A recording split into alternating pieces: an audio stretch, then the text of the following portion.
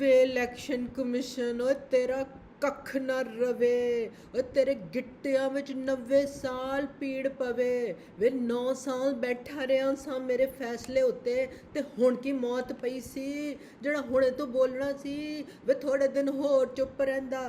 ਪਹਿਲੇ ਅਕਬਰ ਬਾਬਰ ਨੇ ਮੈਨੂੰ ਇੰਨਾ ਤੰਗ ਕੀਤਾ, ਹੁਣ ਤੁਸੀਂ 68 ਸਫ਼ਿਆਂ 'ਚ ਮੇਰੀ ਨਿੱਕੀ ਨਿੱਕੀ ਢੋਲਕੀ ਵਜਾ ਛੱਡੀ ਜੇ। ਵੇ ਅਰਸਲਾਨ ਵੇ ਇੱਧਰ ਆ, ਵੇ ਕਿੱਥੇ ਬੈਠਾ ਹੈ ਅਰਸਲਾਨ?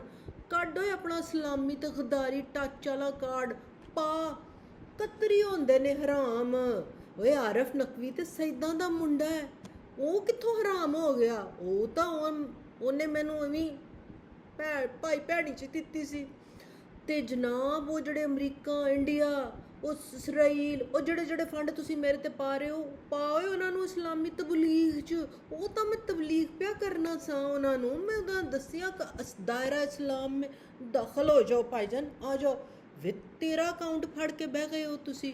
ਉਹ 351 ਅਕਾਊਂਟ ਸਨ ਜਿਹੜੇ ਸਾਫ਼ ਨੇ, ਉਹਨਾਂ ਦੀ ਗੱਲ ਕਿਉਂ ਨਹੀਂ ਕਰਦੇ?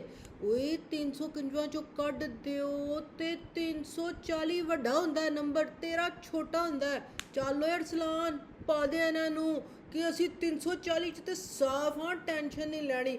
ਬਟ ਤੁਹਾਡਾ ਬੇੜਾ ਗਰਕ ਹੋ ਜਾਏ ਇਲੈਕਸ਼ਨ ਕਮਿਸ਼ਨ ਵਾਲਿਓ। ਮੇਰਾ ਚੰਦਾ ਮਰੀ ਮਰਜ਼ੀ, ਤੁਸੀਂ ਮੇਰੇ ਚੰਦੇ ਦੇ ਕਾਰੋਬਾਰ ਤੇ ਲੱਤ ਪਈ ਮਾਰ ਦਿੱਤੀ ਹੈ। ਹਾਏ ਮੈਂ ਹੁਣ ਕਿਵੇਂ ਡਾਲਰ ਫੜਾਂਗਾ? ਮੈਂ ਕਿਸ ਤਰ੍ਹਾਂ ਆਪਣੀ ਸੋਹਣੀ ਬੂਥੀ ਵਿਖਾ ਕੇ ਡਾਲਰ ਇਕੱਠੇ ਕਰਾਂਗਾ? ਵੇ ਅਰਸਲਾਨ ਵੇ ਬਾਜੀ ਬੁਲਾ ਕਿਸੇ ਨੂੰ, ਮੈਂ ਡਾਲਰ ਸੰਘਾਏ, ਮੇਰਾ ਮੂਡ ਬਣਾਏ। ਮੈਨੂੰ ਤੇ ਹਾਏ ਤੱਤੀ ਜਿਹੀ ਵਾਪੀ ਲੱਗ ਰਹੀ ਹੈ।